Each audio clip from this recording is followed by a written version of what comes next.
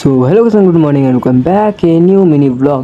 তো এখন আমি যাচ্ছি কাজে, অনেকদিন পর যাচ্ছি। তো গরম লাগতেছে পুরা, একটুখানি স্প্রাইট খাই তো কাজ শুরু করি। আর একটু অস্ত্র বার করে নিলাম, এখন কাজ শুরু হবে। কাজ শুরু হলে তো আর টাইম পাবো না। কাজ থেকে আসার পরে একদম পুরো টায়ার্ড হয়ে গেছিলাম বলে মানে কি বলবো, এখানে বসেছিলাম। তারপরে ওইখানকার একটা কাকি দিল আমাকে একটু চা চা খাবো, বুঝছো? তখন কিরে চা খাবো, এই তো চা।